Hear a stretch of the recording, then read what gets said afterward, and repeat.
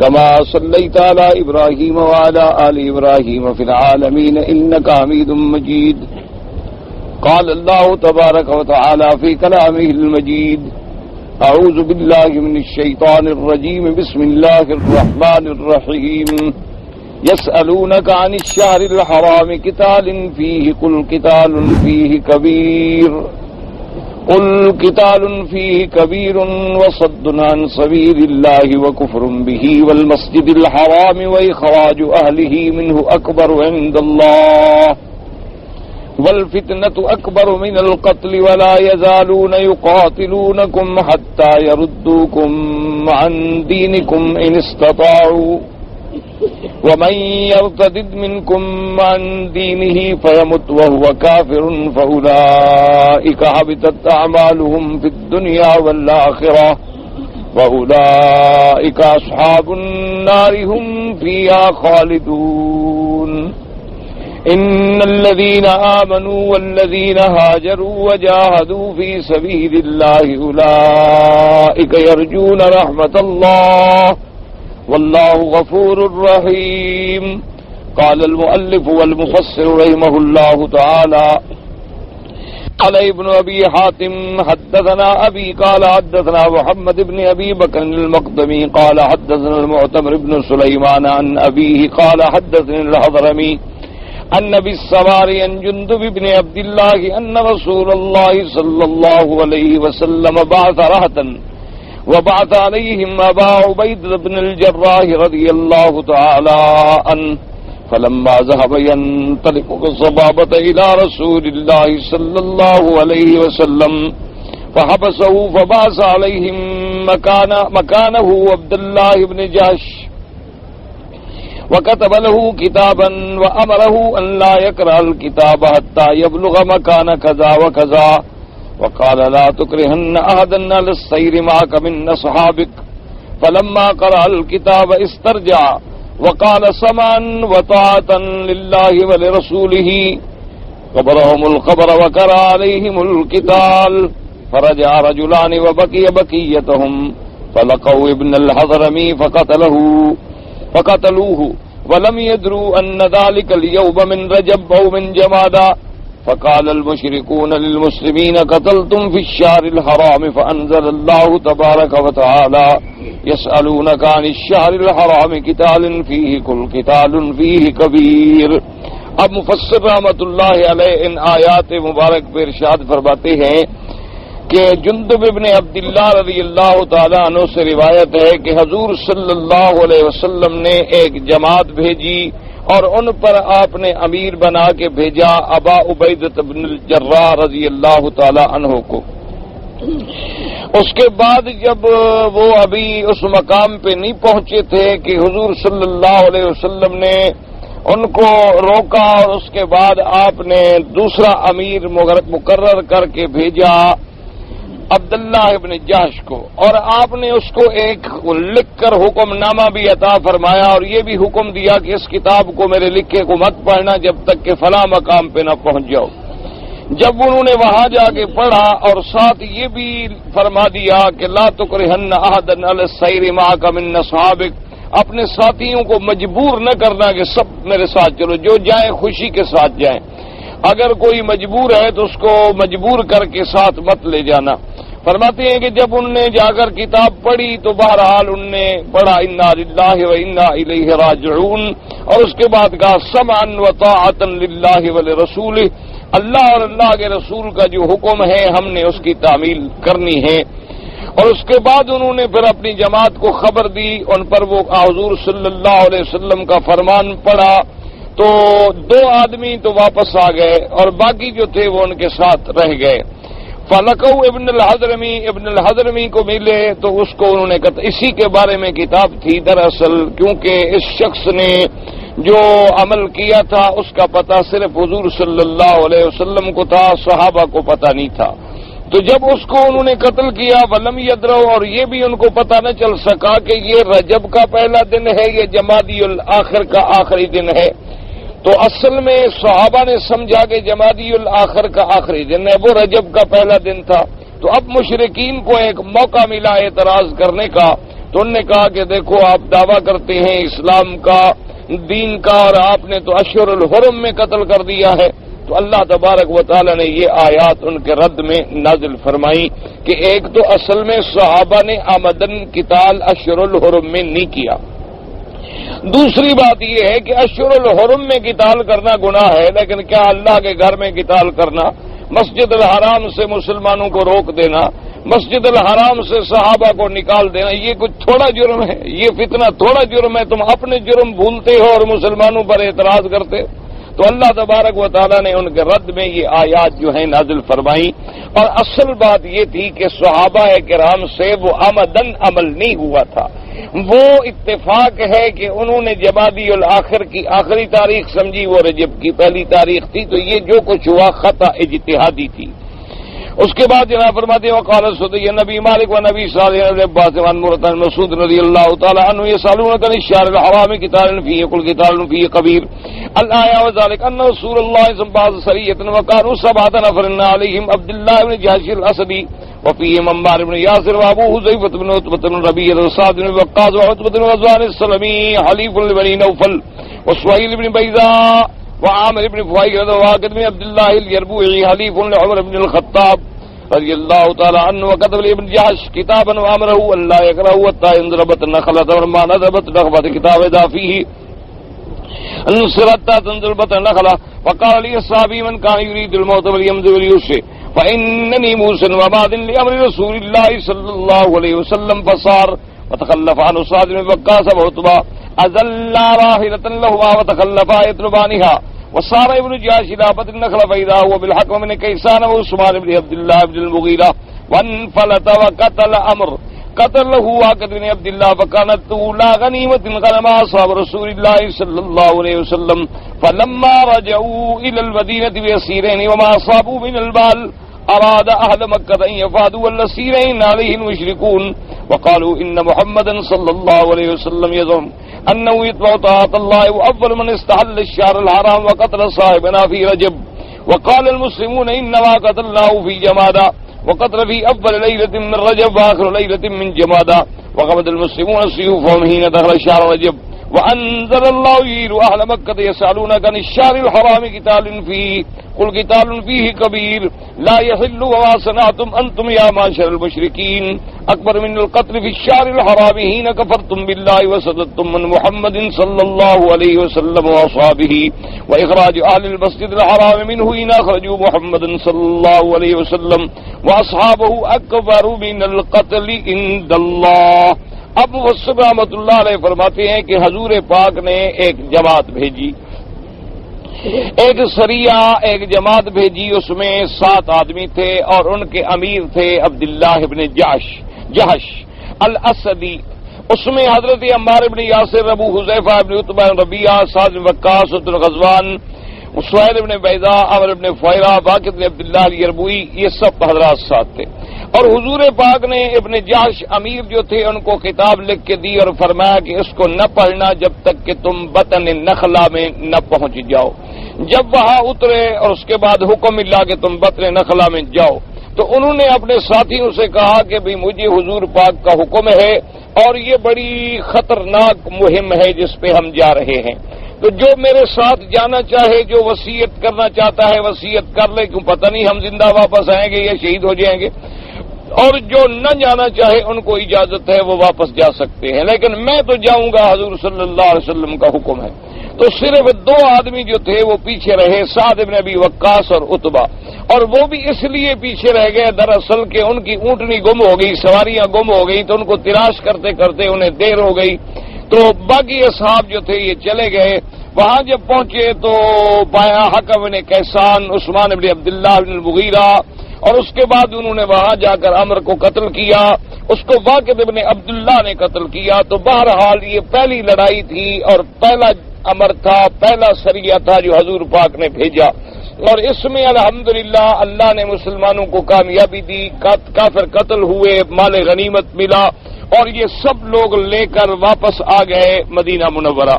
تو اب مشرکین نے یہ سوچا کہ ہمارے جو 2 قیدی ہیں ان کو ہم فدیہ دے کے مسلمانوں سے چھڑائیں۔ تو اس کے بعد انہوں نے یہ اعتراض بھی ساتھ میں کیا کہ حضور پاک تو فرماتے ہیں کہ میں اللہ کے حکم کا تابع ہوں، اور اشہر الحرام میں تو اللہ نے قتال بند کی ہوئی ہے، لیکن انہوں نے اشہر الحرام میں قتال کیا ہے۔ تو اللہ تبارک و تعالیٰ نے ان کے رد میں یہ آیات مبارک جو ہیں نازل فرمائیں۔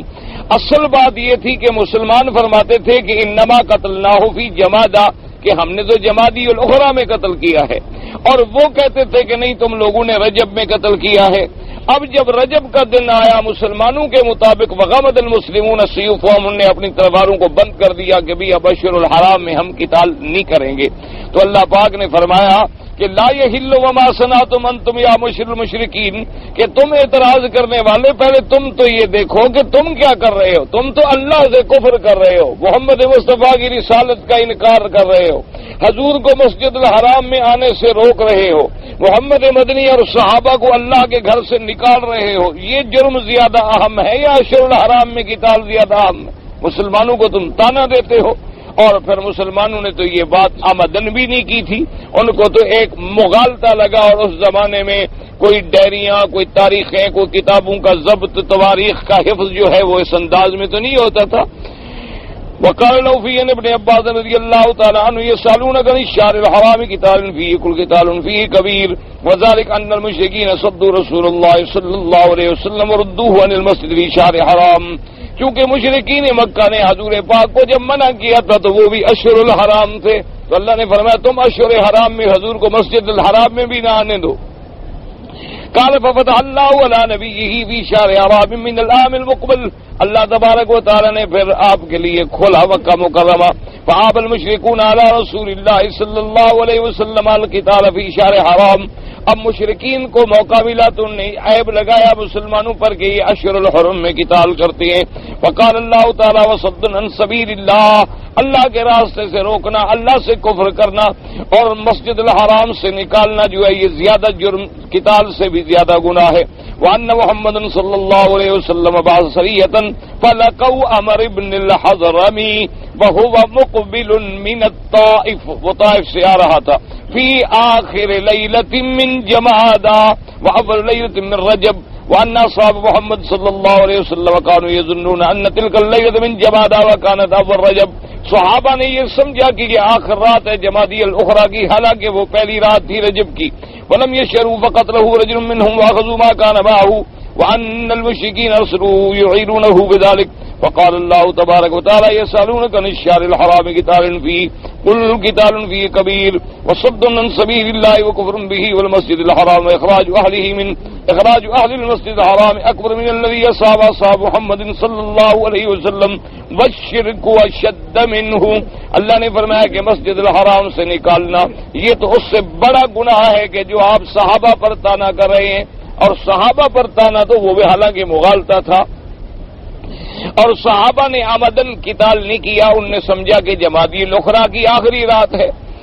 اور اس کے بعد فرماتے ہیں وہاں کا دار ابو سعید البقانی کرتا ہے باز انہا نزلت فی سریت عبداللہ ابن جحش وقتل عمر ابن الحضرمی، وقال محمد ساقتنی محمد بن صاحب الکلبی النبی صالح ان ابن عباس قال نظر فيما قال من صاحب عمر ابن الحضرمی يسرون ان شاء الله حرام قتال فی الاخر آیا، وقال عبد الملک بن الشام راوی السیرہ ان زیاد بن عبد الله البکائی ان محمد بن صاحب انصار المدینہ رحمہ اللہ فی کتاب السیرہ انه قال وبعث رسول الله صلی اللہ علیہ وسلم عبد الله بن جاسر وابن الاسدی فی رجب مقفل بدل الاولى وبعث معه 8 رهط من المهاجرين ليس فيهم من الانصار احد وكتب له كتابا وامره ان لا ينظر فيه حتى يسير يومين ثم ينظر فيه فيمضي كما امره به ولا يستكره من اصحابه احدا، یہ سب سے پہلا سریہ ہے جو میرے آقا نے بھیجا جنگ کے لیے، اور اس میں آپ نے صرف مہاجرین کو بھیجا، کسی انصار کو بھی نہیں بھیجا، اور آپ نے فرمایا کہ میرا خط جو ہے 2 دن کا سفر کرنے کے بعد پڑھنا اور اس کے بعد اس پر عمل کرنا۔ وکان اصحاب عبداللہ بن جاز مہاجرین ثم من بني عبد الشمس بن عبد مناف ابو حذیفہ بن عتبہ بن ربیعہ بن عبد الشمس بن مناف ومن حلفاء عبد الله بن جاز امیر القوم وقاشة بن میسن احد بني اسد بن خزیمہ حلیف لهم ومن بني نوفل بن عبد مناف عتبہ بن غزوان بن جابر حلیف لهم ومن بني زهرة بن كلاب سعد بن ابي وقاص ومن بني كعب عدي بن عمرو ربيعة حليف لهم من غير ابن وائل وواقد بن عبد الله بن عبد مناف بن رس بن ثعلبة بن يرجبو احد بني تميم حليف لهم. یہ لوگ تھے اس سریے میں. وخالد بن البكير احد بني سعد بن حليف لهم ومن بني الحارث بن فهر سهيل بن بيداء. فلما صار عبد الله بن جاء يومين فتح الكتاب نظر فيه اذا نظرت في كتابي في هذا فمزي حتى ان تنزل نخلة بين مكة والطائف ترصد بها قريشا وتعلم لنا من اخبارهم. حضور پاک نے حکم دیا کہ جب میری کتاب یہ پڑھو تو اس خط کو پڑھنے کے فوراً بعد جو ہے تم مقام بطن نخلا ایک جگہ ہے طائف اور مکے کے درمیان. آپ نے فرمایا وہاں جا کر انتظار کرو، قریش آئیں گے، ان کے بارے میں فلما نظر عبد الله بن جاسر الكتاب قال سمعا وطاعة ثم قال لأصحابه قد أمرني رسول الله صلى الله عليه وسلم أن أمضي إلى نخلة أرصد بها قريشا حتى آتيه منهم بخبر وقد نهاني أن أستكره أحدا منكم فمن كان منكم يريد الشهادة ويرغب فيه فلينطلق ومن كره ذلك فليرجع. اس کے بعد انہوں نے کہا کہ اللہ کے پاک پیغمبر نے مجھے حکم دیا ہے کہ میں فلاں جگہ بیٹھ کر قریش کے قافلے کا انتظار کروں اور جو بھی خبر ہو میں حضور پاک کو خبر دوں.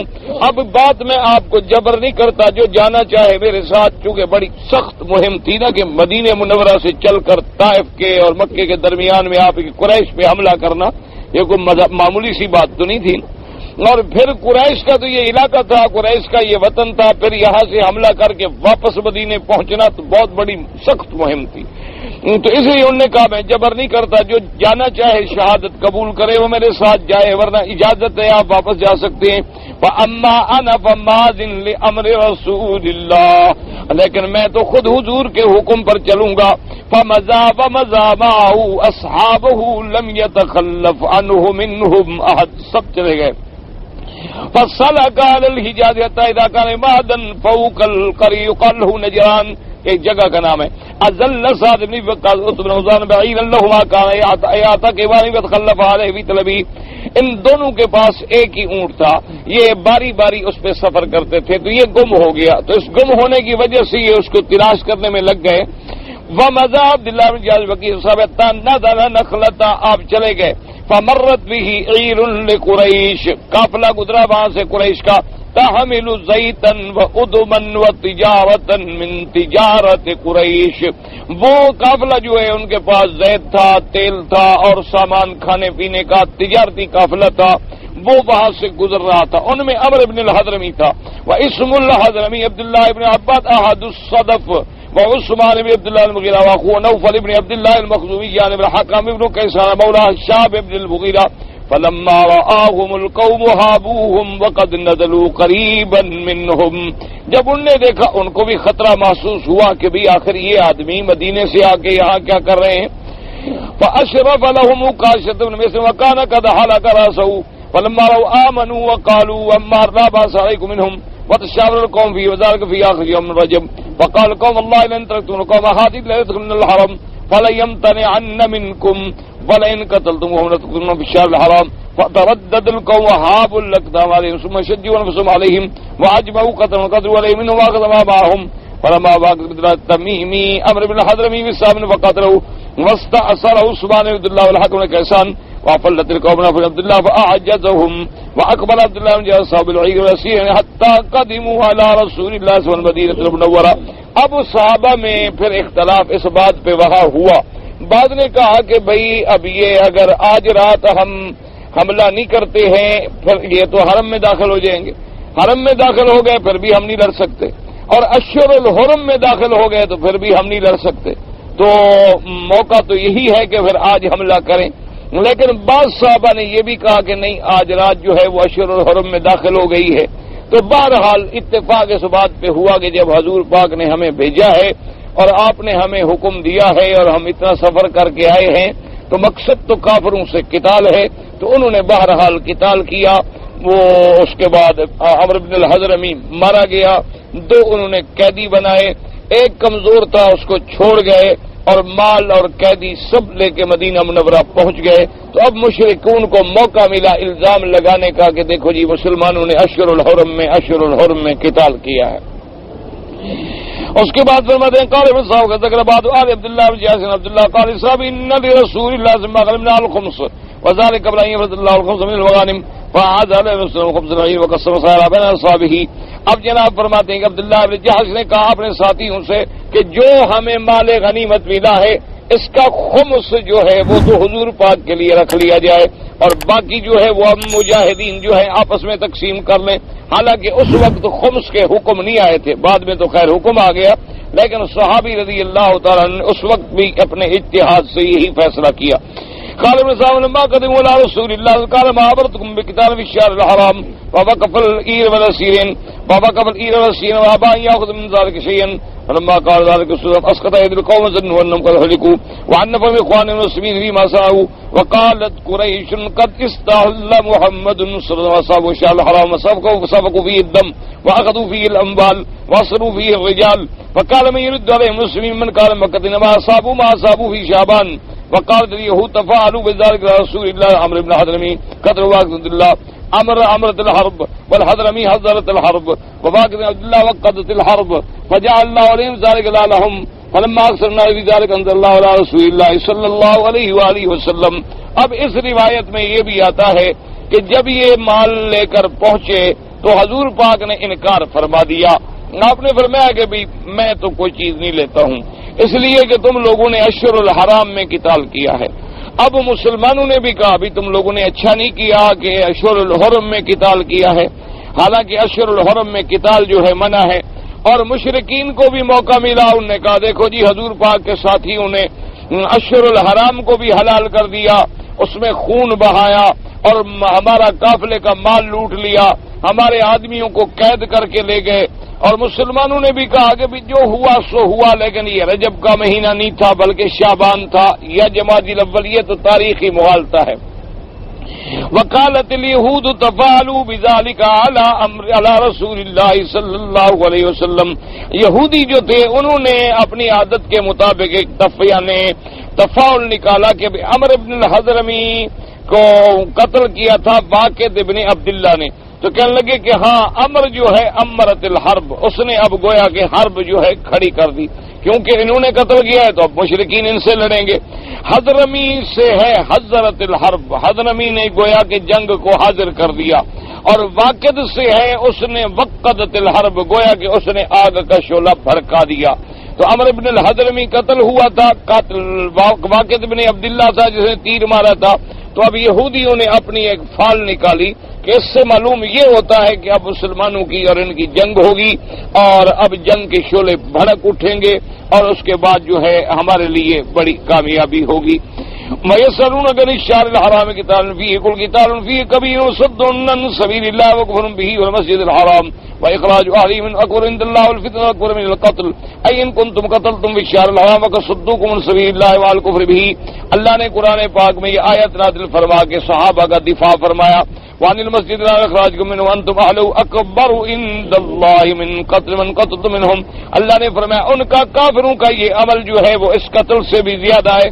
والفتنة اکبر من القتل اي قد كانوا يفتنون المسلم في دينه حتى يردوه الى الكفر بعد ايمانه. اور وہ جو مسلمانوں کو مصیبت میں ڈالتے تھے، امتحانوں میں ڈالتے تھے تاکہ اسلام کو چھوڑ کے پھر کافر بن جائے، یہ تو قتل سے بھی زیادہ جرم ہے. اس لیے فرماتے ہیں ذالک اکبر عند اللہ من القتل ولا يزالون يقاتلون حتى يردوكم عن دينكم ان استطاعوا ایسمہم مقیمون علی ذلک وآدمی طائبین ولا نازعین. اور اللہ نے فرمایا اس کے باوجود یہ کافر جو ہیں یہ اپنے اسی قتال پہ مستمر ہیں، اس وقت تک مسلمانوں سے یہ لڑ رہے ہیں اور لڑتے رہیں گے جب تک یا تو مسلمان نعوذ باللہ دین بدل کے کافر ہو جائیں، ورنہ یہ مسلمانوں سے ہر وقت قتال جاری رکھیں گے. اور آج یعنی آپ دیکھیں کہ حضور پاک کا فرمان کتنا سچا ہے. یعنی 1400 سال گزر گئے لیکن کافر آج تک مسلمانوں کا اسی طرح دشمن ہے. اور جب مسلمانوں کا کوئی موقع ملتا ہے تو تمام کفر شرق غرب سب اکٹھا ہو جاتا ہے کہ مسلمانوں کو جو ہے اپنے دین سے ہٹایا جائے. اور اس کے بعد فرماتی ہے مفسر فلما نزل القرآن بآداب فرج اللہ المسلمین ما كانوا فيه من الشدة وبد رسول اللہ صلی اللہ علیہ وسلم وباسط قریش فی فداء عثمان عبد الله والحكم بن کیسان فقال رسول الله لا نفديكموهما حتى يقدم صاحبانا يعني سعد بن ابي وقاص بن غزوان فإنا نخشاكم عليهما فإن تقتلوهما نقتل صاحبكم فقدم سعد وعتبة ففداهما رسول الله منهم فأما الحكم بن كيسان فأسلم وحسن إسلامه وأقام عند رسول الله صلى الله عليه وسلم يوم بيرمه شهيدا وأما عثمان بن عبد الله فلهك بمكة فمات بها كافرا. اب اللہ نے جب قرآن پاک اتارا، مسلمان جس پریشانی میں تھے، شدت میں تھے، اللہ نے وہ کھول دی. حضور پاک نے قافلے کو بھی روکا، قیدیوں کو بھی روکا. اب مکے والوں نے بھیجا کہ مہربانی کر کے ہمارے 2 قیدی چھوڑیں. حضور نے فرمایا کہ 2 قیدی تب چھوڑیں گے کہ ہمارے 2 صحابہ جو پیچھے رہ گئے وہ واپس آ جائیں، کیونکہ پتہ نہیں ان کو تم لوگوں نے پکڑ لیا ہو. اگر تم نے ان کو قتل کیا ہم ان 2 کو قتل کر دیں گے، اگر وہ سالم واپس آ گئے تو پھر ہم ان کو فدیہ لینے کے بعد چھوڑیں گے. تو اللہ نے بھی مہربانی کی کہ وہ آ گئے، خیریت کے ساتھ پہنچ گئے. تو حضور پاک نے پھر ان کو فداہما رسول منہم. اما حکم ابن کیسان، حکم ابن کیسان جو تھے الحمدللہ وہ تو اسلام لے آئے. وحسن اسلامہ، پھر پکے اسلام پہ رہے اور میرے مدنی پاک کی خدمت پہ رہے حتیٰ کہ بیر معونہ کے موقع پہ شہید ہوئے. عثمان ابن عبداللہ جو تھا فلاحی کا بھی مکہ فمات بہا کافرا، وہ البتہ کفر کی حالت میں مر گیا. قال ابن صاحب المسجد عبداللہ جاء صحابہ کا رہی نظر قرآن تمعوا فی الاجر وقال یا رسول اللہ زمان نتمع ان تکون لنا غزوة نعطى فيها اجر المجاہدین. اب جب اللہ تبارک و تعالیٰ نے قرآن نازل فرما کے صحابہ رضوان اللہ علیہم اجمعین کا دفاع فرما دیا کہ مشرکین غلط اعتراض کر رہے ہیں، تو اب جناب صحابہ کو بھی تسلی ہوئی، اطمینان ہوا.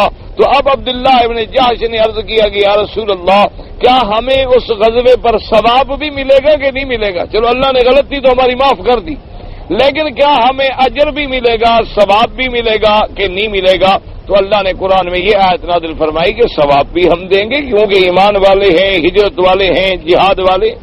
وأنزل الله عز وجل إن الذين آمنوا والذين هاجروا وجاهدوا في سبيل الله أولئك يرجون رحمة الله والله غفور رحيم. ووضع الله من ذلك العهد من الرجال. اللہ نے فرمایا جو لوگ ایمان لے آئے اور جنہوں نے ہجرت کی اور جہاد کیا اللہ کے راستے میں اور اللہ کی رحمت پہ امید لگا کے بیٹھے ہیں، اللہ پاک بخشنے والے، اللہ پاک بڑے مہربان ہیں، تو اللہ پاک نے ان کو ان پر اجر بھی عطا فرمایا. قال ابن ساق الذي في هذا الزهري وزي رومان ان اروى وقد روى يونس وكان محمد ساق رومان روت زبير كان من هذا السياق وروى موسى بن عقبة عن الزهري نفسه نحو ذلك وروى شعيب بن ابي حمزه الزهري نحو من هذا ايضا. وفيه فكان ابن الحضرمي اول قتيل قتل بين المسلمين والمشركين. ابن الحضرمي جو ہے یہ پہلا قتیل ہے جس کو مسلمانوں نے قتل کیا مشرکین میں سے. حالانکہ وفد من کفار قریش قدموا على رسول اللہ صلی اللہ علیہ وسلم بالمدینہ المنورہ، مکے والوں کا ایک وفد جو ہے یہاں سے چلا اور مدینہ پاک میں حضور کی خدمت میں پہنچا. وقالوا ایحل القتال فی الشہر الحرام، انہوں نے کہا کہ کیا حضور آپ اشہر الحرم میں قتال کو حلال کرتی ہیں؟ فانزل اللہ تعالیٰ، پھر یہ آیات نازل ہوئی. وقد استقصى ذلك الحافظ ابو بکر البیہقی بھی کتاب دلائل النبوہ، انہوں نے کتاب دلائل النبوت میں اس واقعے کو بڑا مفصل بیان فرمایا. ثم قال ابن هشام عن زياد عن ابن اسحاق وقد ذكر بعد عبد الله قسم الفي بين اهله فجعل 4 أخماس فاو وخمسا الى الله رسوله. انہوں نے جو تقسیم کیا تو 5واں حصہ خمس جو تھا وہ تو حضور کی خدمت میں پیش کیا اور باقی جو حصے تھے وہ مجاہدین میں تقسیم کر دیے.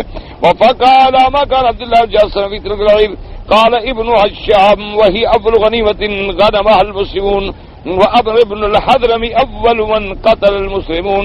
یہ پہلا مال غنیمت تھا جو مسلمانوں کو ملا اور پہلا کافروں میں سے یہ ابن ابن الحضرمی تھا جو مسلمانوں نے اس کو قتل کیا.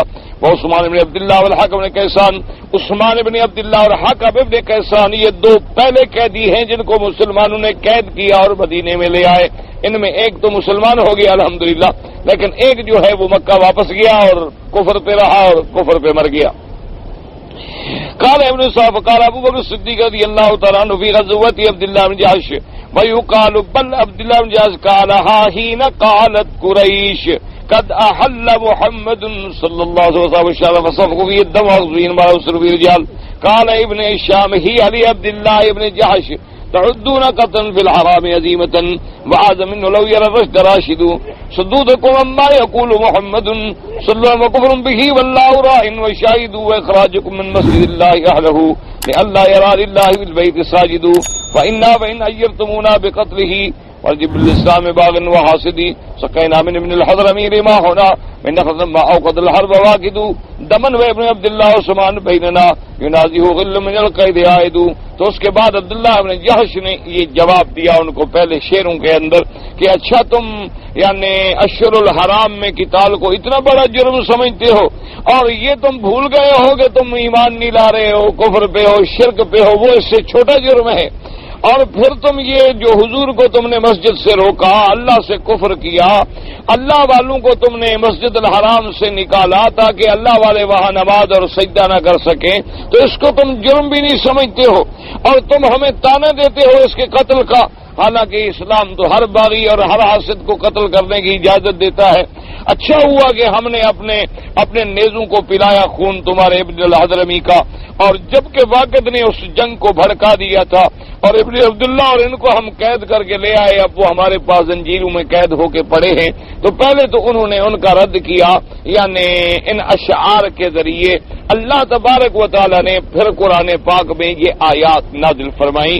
تو اب مسئلہ سمجھیں کہ ایک تو جہاد کا حکم بھی نہ کیا اور اسی حال میں مر گیا تو گویا وہ کفر پہ مر گیا ہے. یعنی اللہ تبارک و تعالی رحمت فرمائے یا تو جہاد کرے یا جہاد کا ارادہ کرے. یعنی جس نے ملم یجاہد فرمایا کہ جس نے جہاد نہیں کیا اور جہاد کے بارے میں کبھی دل میں نیت کر کے ارادہ بھی نہیں کیا، اس کے بعد مر گیا، مات میتۃ جاہلیہ، فرمایا کہ وہ کفر کی موت مر گیا. اللہ تبارک و تعالی ہم سب کو جذبہ جہاد قلبی طور پہ نصیب فرما دے اور ہمیں جہاد کی شرکت کا اپنی رحمت کے ساتھ موقع عطا فرما دیں.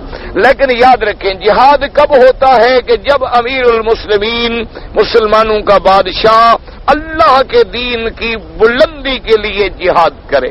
سمجھ آ گئی بات؟ اسی طرح جہاد فرض کفایہ ہے، یعنی اگر ایک جماعت جہاد کر رہی ہے تو باقی گناہگار نہیں ہیں. اور اسی طرح جہاد اگر والدین بوڑھے ہیں تو ان کی اجازت کے بغیر آپ جہاد پہ نہیں جا سکتے ہیں. تو اسی طریقے سے اگر کسی آدمی کے گھریلو حالات ایسے ہیں تو وہ بھی ایسے حالات میں نہیں جا سکتا چونکہ فرض کفایہ ہے. ہاں اگر خدا نہ کرے کوئی کافر مسلمان ملک پہ حملہ کر دیں اور کوئی اب حل باقی نہ رہے تو پھر ہر بندے پہ جہاد فرض ہو جاتا ہے، چاہے بوڑھا ہے، مرد ہے، عورت ہے، سب پہ جہاد فرض عین ہو جائے گا کیونکہ ان کا دفاع کرنا جو ہے وہ سب کے لیے لازم ہے. اچھا اب دوسرا مسئلہ یہ آیا کہ اشہر الحرام کون سے ہیں؟ 3 مہینے تو کٹے ہیں، ذی القعدہ، ذی الحجہ اور محرم، اور چوتھا مہینہ ہے رجب. ان 4 مہینوں میں قتال جو ہے وہ بند تھا. زمانہ جاہلیت میں بھی بند تھا، ابتدائی اسلام میں بھی بند تھا. اب جمہور محدثین مفسرین کی رائے یہ ہے کہ اللہ نے یہ حکم پہلا جو ہے منسوخ کر دیا اور اب اس کے بعد حکم آ گیا کہ بھی پورا سال جو ہے جہاد ہو سکتا ہے، اب ان مہینوں میں بند کرنے کی کوئی ضرورت نہیں ہے. حکم آ گیا وقتلوا المشرکین حیث وجدتموہم اور آ گیا قاتل المشرکین. یہ ساری آیات جو ہیں جمہور کے نزدیک ناسخ ہیں اس حکم کی جس حکم میں اللہ نے قتال اشہر الحرم میں بند کیا ہے. اور بعض علماء فرماتے ہیں کہ نہیں، اشہر الحرم اسی طرح باقی ہے. ان عدت الشہور عند اللہ 12 شہرا، اللہ نے 12 مہینے بنائے ہیں، منہا 4 حرم. اور وہ فرماتی ہے کہ جس دن میرے مدنی پاک آخری حج پہ تشریف لے آئے ہیں، حجۃ الوداع کے موقع پہ، تو آپ نے پوچھا مسلمانوں سے کہ آج کون سا دن ہے، کون سا مہینہ ہے، کون سا مکان ہے، اور اسی میں بھی اشہر الحرم کی وضاحت اور اس کی حرمت کا ذکر موجود ہے. اور یہ میرے مدنی پاک کا آخری سفر ہے. اس کے بعد تقریباً حضور 80 دن بعد میں زندہ رہے، یعنی جب آپ ذی الحجہ سے واپس گئے تو ربیع الاول میں تقریباً آپ کی وفات ہو گئی. تو یہ آخری آیات ہیں، آخری احکامات ہیں لہذا بعض علماء کہتے ہیں کہ یہ حکم باقی ہے، لیکن فرق یہ ہے کہ اگر کافر حملہ کریں تو پھر لڑائی جائز ہے، ان مہینوں میں بھی جائز ہے، لیکن اگر کافر ابتدا نہ کریں تو مسلمانوں کو ان مہینوں میں ابتدا نہیں کرنی چاہیے۔ لیکن فتویٰ قول جمہور پہ ہے کہ یہ حکم پہلے تھا، اب یہ حکم باقی نہیں ہے۔ تو یہ مسئلہ جو ہے چونکہ فیصلہ ہمیشہ قول جمہور پہ ہوتا ہے، جس طرف سارے صحابہ رضوان اللہ علیہم اجمعین کی رائے مبارک ہے۔ اور دوسرا مسئلہ اس میں کیا آیا تھا؟ ارتداد کا، کہ اگر خدا نہ کرے خدا نہ کرے خدا نہ کرے آج کوئی مسلمان قادیانی بن جاتا ہے، آج کوئی مسلمان آغا خانی بن جاتا ہے، آج کوئی مسلمان یہودی نصرانی بن جاتا ہے تو وہ مرتد کہلاتا ہے۔ ایک ہے اصلی کافر، ایک ہے مرتد، یعنی مسلمان ہو کے پھر کافر ہو جانا، اس کو کہتے ہیں مرتد۔ مرتد کی سزا کیا ہے؟ من بدل عنکم دینہ فاقتلوہ او کما قال النبی صلی اللہ علیہ وسلم، حضور نے فرمایا جو آدمی اپنا دین بدل ڈالے اس کی سزا قتل ہے۔ اور مرتد کو دنیا میں بھی سزا ہے کہ قتل ہوگا، اور دنیا میں سزا ہے کہ اگر اس کی بیوی مسلمان ہے تو نکاح ختم ہو گیا، اس کا مسلمان بیٹا ہے تو اب وہ وارث نہیں بن سکتا، اس کا باپ مسلمان ہے تو اب یہ باپ کا وارث نہیں بن سکتا۔ ارتداد میں ایک تو اس کو دنیا میں سزا ملی، حبطت اعمالہم فی الدنیا والآخرہ، اور ایک آخرت میں سزا ملی کہ اس نے اگر اسلام کی حالت میں نماز پڑھی تھی، روزہ رکھا تھا، لیکن مرتد ہو گیا تو سارے عمل ختم ہو گئے، یعنی اس کو دنیا میں بھی بربادی اور آخرت میں بھی بربادی، دنیا میں بھی خسارہ اور آخرت میں بھی خسارہ۔ اب مسئلہ یہ پیدا ہوتا ہے، اس میں تھوڑا اختلاف ہے کہ ایک آدمی اللہ نہ کرے مرتد ہو گیا، لیکن مرتد ہونے کے بعد مسلمان ہو گیا، مرتد ہونے کے بعد اللہ نے توفیق دی، اللہ نے ہدایت دی، پھر اسلام لے آیا، تو اب اس نے جو اسلام کے زمانے میں حج کیا تھا وہ حج اس کا حج شمار ہوگا یا اور حج کرے؟ امام شافعی رحمت اللہ علیہ کے تو دو قول ہیں، لیکن امام ابو حنیفہ رحمت اللہ علیہ فرماتے ہیں کہ نہیں، اب اور حج کرے۔ اس نے پہلا جو حج کیا تھا حبطت اعمالہم، وہ عمل جو ہے برباد ہو گئے ہیں اس کے، لہذا اس حج کا کوئی اعتبار نہیں۔ اب اگر وہ دوبارہ مسلمان ہوا ہے تو اس کو دوبارہ جو ہے حج کرنا چاہیے۔ تو بہرحال ہمیں مسئلہ یہ سمجھ آیا، اللہ نہ کرے کہ ارتداد جو ہے یعنی یہ کافر اصلی سے بھی زیادہ خطرناک ہے۔ کیوں؟ اب دیکھو نا کہ ایک کافر ہے، اس نے زندگی میں اچھے کام کیے، جیسے بعض کافر بھی اچھے کام کرتے ہیں، خیرات کرتے ہیں، مدارس بنا دیتے ہیں، کالج بنا دیتے ہیں، بڑے بڑے خیراتی ادارے بنا دیتے ہیں، لیکن ہے کافر، لیکن بعد میں مسلمان ہو گیا تو اس سارے اچھے کاموں کا اللہ اس کو بدلہ دے دیں گے، وہ سارے اچھے کام اس کے محاسن میں شمار ہو جائیں گے، لیکن مرتد کے برباد ہو جائیں گے۔ تو لہذا کافر اصلی سے بھی مرتد جو ہے وہ زیادہ مجرم ہے اور زیادہ قابل گرفت ہے، دنیا کے اندر بھی اور آخرت کے اندر بھی۔ اور اسی طریقے سے آگے یہ چلیں کہ صحابہ رضوان اللہ علیہم اجمعین نے جو قتل کیا تھا، بات کو سمجھیں، ایک تو انہوں نے آمدن نہیں کیا تھا، یہ خطا اجتہادی تھی کہ وہ خطا میں آ گئے کہ بھئی یہ اول رات ہے رجب کی یا آخری رات ہے۔ دیکھو اصل مسئلہ یہ ہوتا ہے، ہمیشہ ایک سمجھ لیں کہ ہر دن جو ہے وہ رات کے تابع ہے، ہر دن جو ہے رات کے تابع ہوتا ہے۔ اب دیکھیں نا، اب جب چاند ہم دیکھیں گے انشاءاللہ، دعا کریں اللہ ہمیں رمضان المبارک کا مہینہ، رحمتوں کا مہینہ، مغفرت کا مہینہ، یہ اللہ پاک ہم سب کو نصیب فرمائیں، اور اللہ پاک ہمیں اس کا صحیح معنوں میں استقبال کرنے کی توفیق دیں، اور اس میں صحیح معنوں میں عبادت اخلاص کے ساتھ کرنے کی توفیق دیں۔ میرے مدنی پاک جب شعبان کا مہینہ آتا تو آپ اکثر دعا فرماتے تھے، اللہم بلغنا رمضان کما بلغتنا شعبان، کہ یا اللہ جیسے تو نے ہمیں شعبان کا مہینہ نصیب کیا، ہمیں رمضان بھی نصیب فرما۔ اور حضور صلی اللہ علیہ وسلم رمضان کے استقبال کے لیے بڑی تیاری فرماتے، اور حضور صلی اللہ علیہ وسلم سب سے زیادہ نفلی روزے شعبان کے مہینے میں رکھتے، حتیٰ کہ بعد روایات میں ہے کہ معلوم یہ ہوتا تھا کہ یصوم الشہر کلہ، کہ گویا حضور نے شعبان کا بھی پورا مہینہ روزے رکھے، یعنی آپ اتنی کثرت سے روزے رکھتے تھے شعبان کے اندر۔ اسی لیے آپ کی ازواج مطہرات رضوان اللہ علیہن اجمعین وہ بھی فرماتی ہیں کہ ہمارے ذمے جو روزے قضا ہوتے تھے، مثلا رمضان میں بی بی حیض آ گیا تو روزے قضا ہو گئے، تو اب وہ روزے پھر ہم قضا والے شعبان میں آ کے پورے کرتے تھے، اس لیے کہ حضور کثرت سے روزے رکھتے تھے، پورا سال ہم قضا نہیں کر سکتے تھے، اللہ جانے کس وقت حضور بلا لیں اپنی بیوی کو، تو عورت تو مرد کی اجازت کے بغیر نفلی روزہ بھی نہیں رکھ سکتی۔ عورت کے لیے تو یہ حکم ہوتا ہے کہ وہ نفلی روزہ نہیں رکھ سکتی جب تک کہ اپنی خاوند سے اجازت نہ لے، یہ اسلام کے حکم ہیں اسلامی عورتوں کے لیے۔ آپ کے ہمارے لیے تو بہرحال یہ ہے کہ آج کل تو مرد اجازت لیتا ہے کہ میں روزہ رکھ لوں، آپ کا تو خیر مسئلہ جو ہے وہ الٹ ہے، چونکہ آپ کے ہاں تو ہر مسئلہ جو ہے عورت کے تابع ہے۔ یہ اصل میں یہ اللہ رسول کا حکم ہے، جن کے دل میں اللہ رسول کی بات کا کوئی وزن ہو، جن کے دل میں اسلام ایمان کا کوئی احساس ہو، اس لیے کہ اللہ نے عورت کو مرد کی عفت کا ایک ذریعہ بنایا ہے کہ مرد گناہوں سے محفوظ رہے، تو نفلی عبادت کرنا تو علیحدہ بات ہے، پہلے گناہ کر کے وہ جہنم میں جا پڑے تو نفلی عبادت کا کیا فائدہ ہوگا؟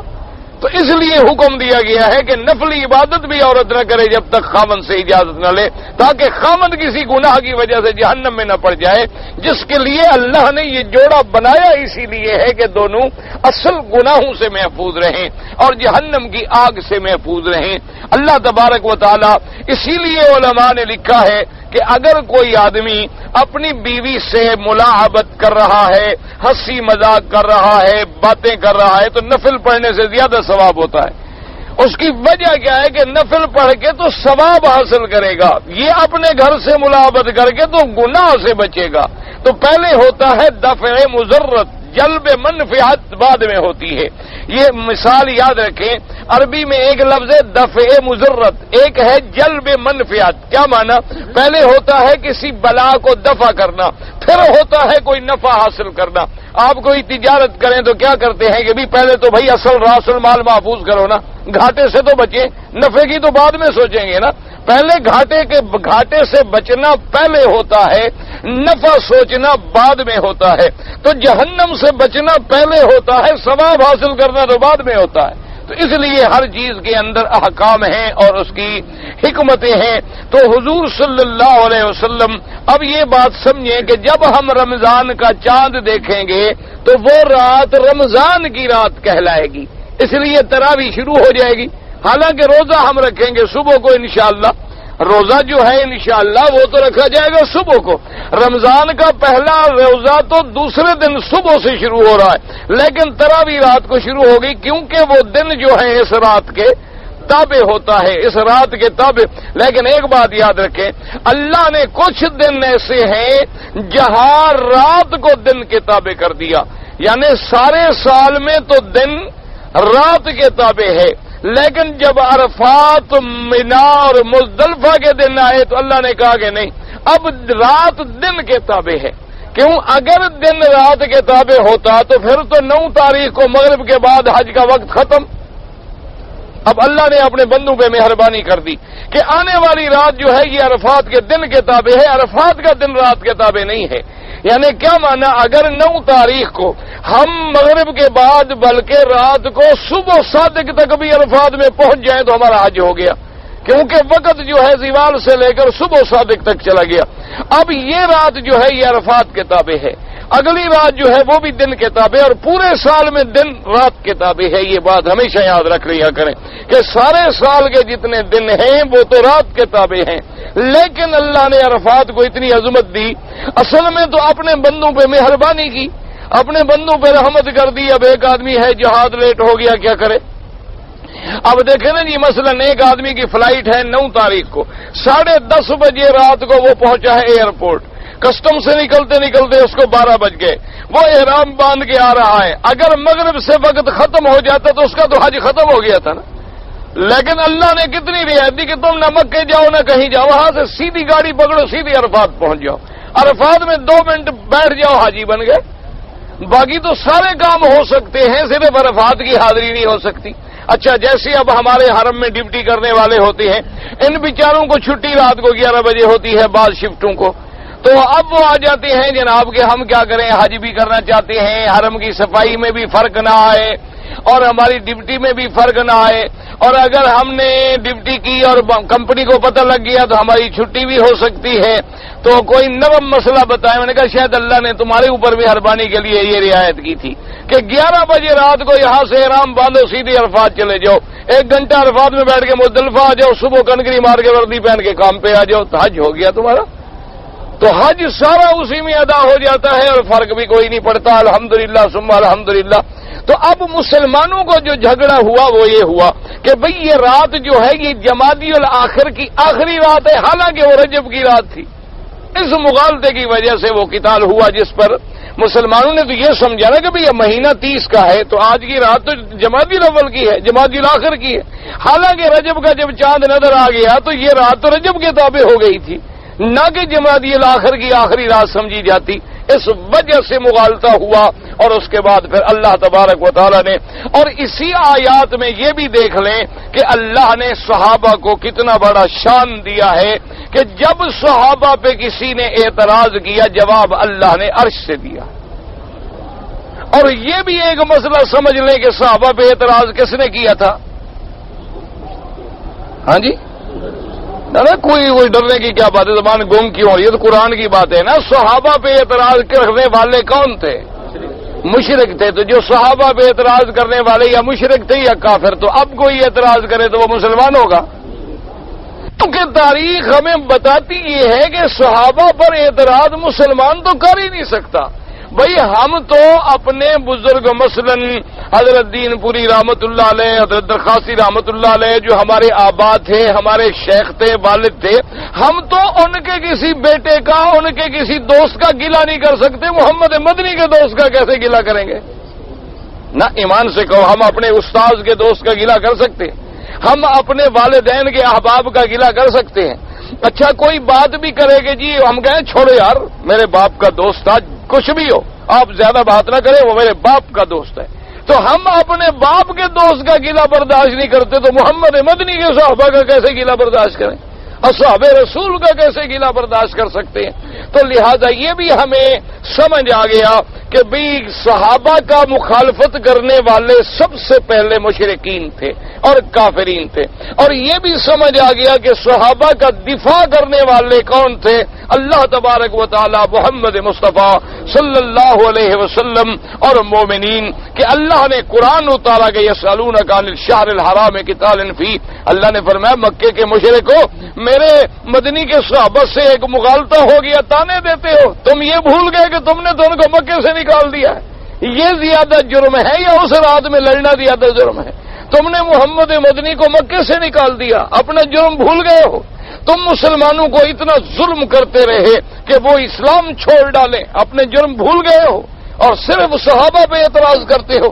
اللہ تبارک و تعالی نے، اچھا اور پھر خدا کی قدرت دیکھو کہ آخر نتیجہ کیا نکلا؟ اللہ نے فرمایا میرا مدنی اگر تیرے صحابہ سے غلطی بھی ہو گئی ہے ہم اپنا حکم بدل دیتے ہیں، کوئی صحابہ پہ اعتراض نہ کرے، ہم اپنا حکم بدل دیتے ہیں، خلاص کوئی اشہر الحرم نہیں، اب ہر مہینے میں لڑائی جائز ہے، وقتل المشرکین حیث وجدتموہم۔ تو لہذا اللہ تبارک و تعالی نے یہاں صحابہ کی عظمت کا کتنا بڑا فیصلہ فرما دیا، اور ساتھ یہ بھی فرمایا کہ ان الذین آمنوا والذین ہاجروا وجاہدوا فی سبیل اللہ اولئک یرجون رحمت اللہ۔ مسئلہ سمجھیں، کیا مسئلہ سمجھ آیا؟ کہ ایمان والے، ہجرت والے، جہاد والے، لیکن اپنے رب کی رحمت پہ امید رکھنے والے۔ یہاں سے سبق ملا کہ یہ نہ کیا کرو کہ 2 دن مکے میں نماز پڑھ لی تو اڑنے لگ جاؤ کہ میں بڑا پیر بن گیا ہوں، 2 دن مدینہ شریف کی حاضری نصیب ہو جائے تو سمجھ لو کہ ماشاءاللہ میں تو جہاں پہنچ گیا۔ اگر کوئی 1 مہینہ تبلیغی جماعت کے ساتھ جانے کا موقع مل جائے تو سمجھو کہ بس میں تو ولایت کی آخری سرحدوں پہ پہنچ گیا، اب تو میں سبحان اللہ بس میرے مقامات اتنے فرمایا جب ایمان ہجرت والے صحابی بھی میری رحمت کے امیدوار ہیں تم بھی ہر وقت میری رحمت سے امید رکھو اور میرے عذاب سے ڈرتے رہو کہ اگر میں نے تمہیں تبلیغ کا موقع دیا تو میں نے دیا ہے، اگر میں نے مکے مدینے آنے دیا تو میں نے اپنے گھر میں آنے دیا ہے، اس میں تیرا کمال نہیں بلکہ یہ تو میری رحمت ہے۔ اس لیے اللہ پاک نے فرمایا کہ میرا مدنی اگر کوئی آدمی اسلام کا اور نیکی کا احسان جتلائے تو ان کو کہہ دو کہ یہ تمہاری کوئی بہادری نہیں، یہ تو اللہ کا کرم ہے کہ اللہ نے اپنے گھر میں ہمیں حاضر ہونے کا موقع عطا فرما دیا، اللہ نے ہمیں اپنے دربار میں آنے کی سعادت بخش دی۔ تو ہر وقت آدمی جو ہے اللہ کی رحمت سے امیدوار رکھے اور اللہ کے عذاب سے ڈرتا رہے، اور جب یہ کیفیت ہو تو اللہ نے فرمایا پھر غفور بھی میں ہوں اور رحیم بھی میں ہوں، گناہوں کے بخشنے والا بھی میں ہوں اور مہربانی کرنے والا بھی میں ہوں۔ دعا کریں کہ اللہ ہماری خطائیں بھی معاف فرما دیں اور اللہ تبارک و تعالی ہم پر اپنی رحمت کا معاملہ فرمائیں۔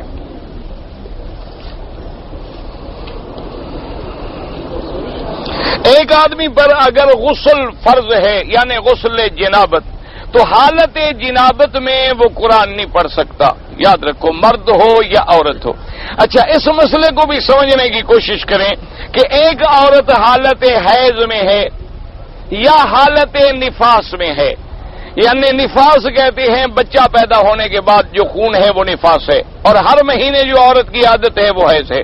تو علماء فرماتی ہیں کہ حیض کی حالت میں اور نفاس کی حالت میں قرآن کو ہاتھ نہ لگائے، لیکن یاد اگر کوئی آیت پڑھے تو پڑھ سکتی ہے۔ لیکن اگر عورت یا مرد حالت جنابت میں ہے، کیا معنی میاں بیوی ملے ہیں دونوں پہ غسل ضروری ہے، یا مرد ہے احتلام ہو گیا غسل ضروری ہے، تو اب حالت جنابت میں نہیں پڑھ سکتے۔ حالت حیض میں تو عورت پڑھ سکتی ہے لیکن ہاتھ نہ لگائے، حالت نفاس میں بھی پڑھ سکتی ہے لیکن ہاتھ نہ لگائے، لیکن حالت جنابت میں نہیں پڑھ سکتی۔ پتہ ہے وجہ کیا ہے؟ اسی کا نام تو ہے، اس لیے دعا کریں کہ اللہ ائمہ فقہا پہ کرم و رحمتیں فرمائے، جتنے امام گزرے ہیں ان کی خدمات ہیں، اللہ ان کے درجات بلند فرمائے۔ انہوں نے کہا کہ غسل جنابت سے نکلنا آدمی کے اپنے ہاتھ میں ہے، لیکن حیض نفاس سے نکلنا اپنے ہاتھ میں نہیں ہے۔ سمجھ آ رہی ہے نہیں کہ مثلا آپ کا احترام ہو گیا تو 2 منٹ لگتے ہیں نہا لو، تو پاک ہونا تیرے اپنے ہاتھ میں ہے نا۔ میاں بیوی ملے ہیں، اب دونوں 2 منٹ لگتے ہیں غسل کرنے، پاک ہو گئے، لیکن حیض سے خود تو نہیں نکل سکتی جب تک کہ اس کا وقت پورا نہ ہو، نفاس سے خود تو نہیں نکل سکتی جب تک کہ بلیڈنگ ختم نہ ہو، تو لہذا وہاں تو مہلت دی گئی، یہاں مہلت پڑھنے کی اجازت نہیں ہے، کیونکہ ان دونوں میں ایک فرق ہے۔ یہاں آپ پاک ہو سکتے ہیں، وہاں پاک ہونا اس کے اپنے ہاتھ میں نہیں ہے۔ اور اگر خدا نہ کرے 40 دن مثلا خون آ رہا ہے تو 40 دن تک ایک قرآن کی حافظہ عورت اگر قرآن نہ پڑھے تو قرآن بھول جائے گا، لہذا وہ اگر یاد پڑھنا چاہے تو پڑھ سکتی ہے لیکن ہاتھ نہیں لگا سکتی۔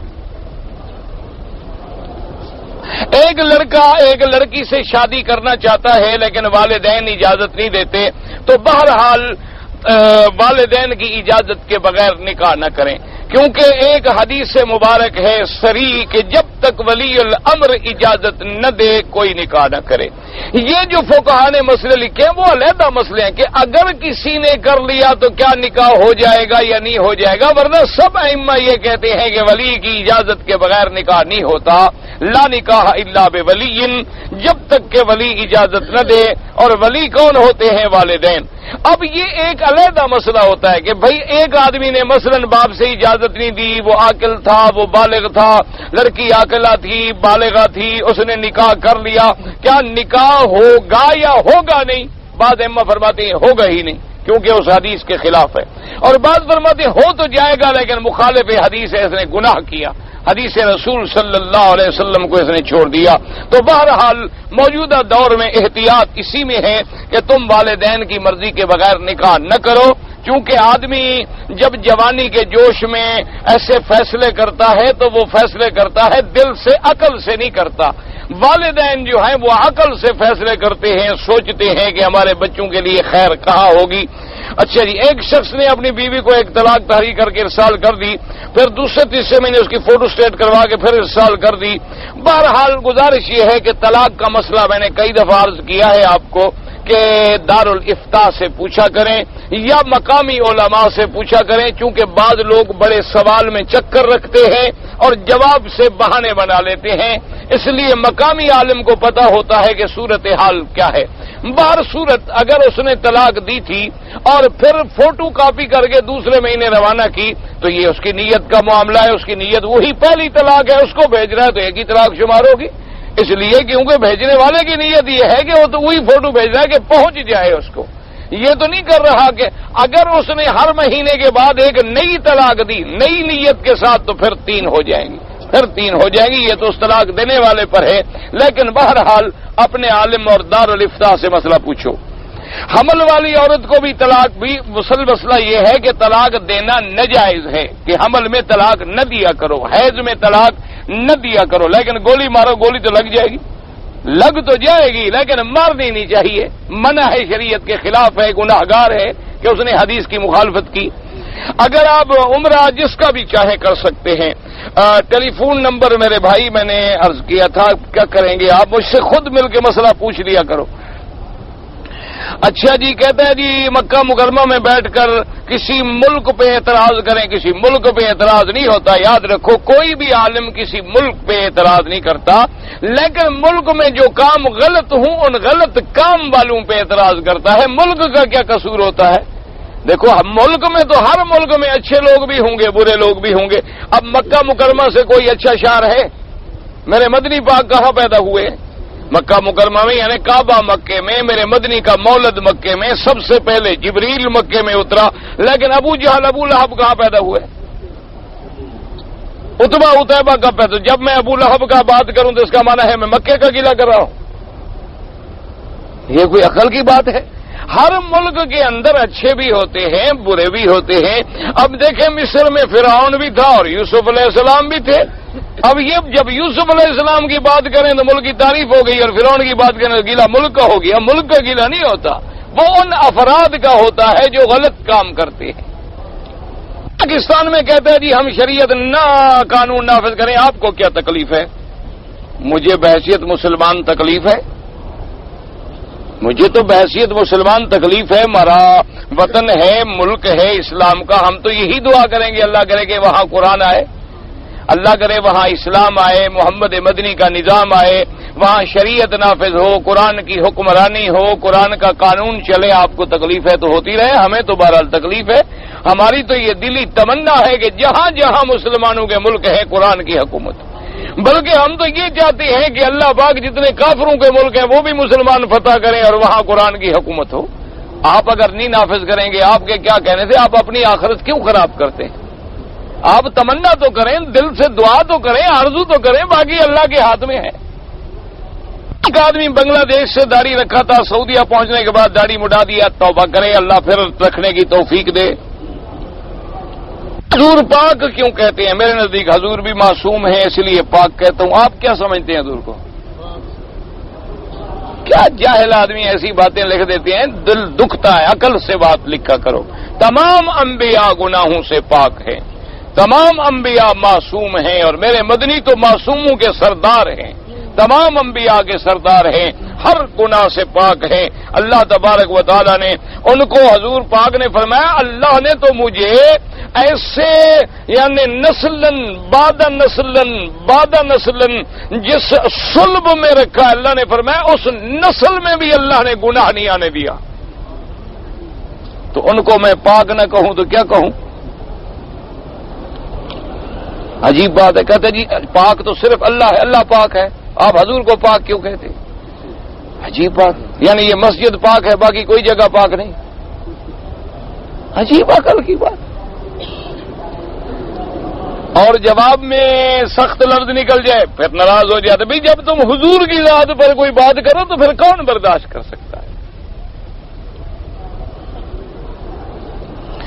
ایک چیز کی قیمت 31 ریال ہے، بیچنے والے نے مجھے 27 ریال میں دیا ہے، کیا میرے لیے حلال ہے حرام ہے؟ بھول گیا تو حرام ہے تمہارے لیے، اس کو بتا دو۔ اگر اس نے خود گھاٹے پہ بیچا ہے تو اس کی مرضی ہے، حالات ہے، نفع پر بیچنا بھی جائز ہے، گھاٹے پر بیچنا بھی جائز ہے۔ کئی دفعہ تاجر مال خریدتا ہے بیچارہ گھاٹے پہ بیچ دیتا ہے، اس کی مرضی۔ ہاں ایک یہ ہے کہ چیز تو تھی 31 کی، تم نے اس کو باتوں باتوں میں لگا کے 27 میں لے لی، یا وہ غلطی کر کے بیچارہ 27 لے گیا، باقی تم نے جیب میں رکھ لیا تو اس کو واپس کرو۔ کہتے جی ہم پہلی دفعہ جہاز میں PIA کے جہاز سے عمرہ کرنے کے لیے عرب آ رہے تھے، اور ہمیں بڑا افسوس ہے کہ انہوں نے جہاز میں فلمیں دکھائیں۔ اب میں اعتراض کروں گا، آپ کہیں گے آپ ہمارے ملک پہ ہٹ کرتے ہیں، اب آپ مجھے بتائیں میں کیا کروں؟ میں کہوں اچھا کیا انہوں نے، نہ جو آپ کہیں میں آپ کے ساتھ۔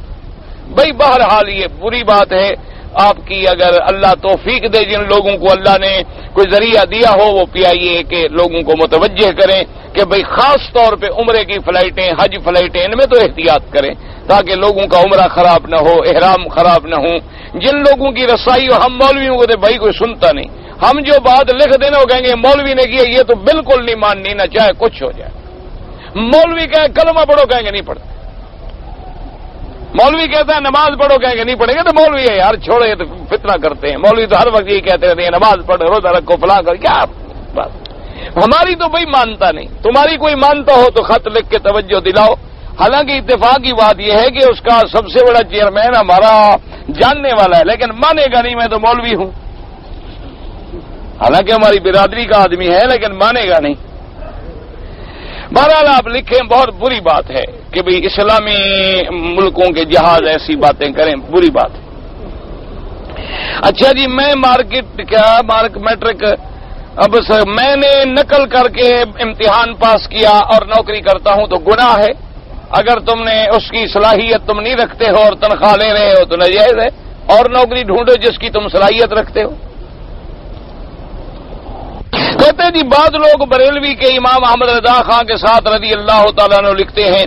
بھئی بہرحال بات یہ ہے کہ اصل میں تو یہ لفظ ہے صحابہ کے لیے، اصل میں یہ لفظ جو ہے نا علیہ الصلاۃ والسلام ہے نبیوں کے لیے، اور رضی اللہ عنہ صحابہ کے لیے، رحمت اللہ علیہ اللہ کے ولیوں کے لیے، اللہ کے صالحین بندوں کے لیے۔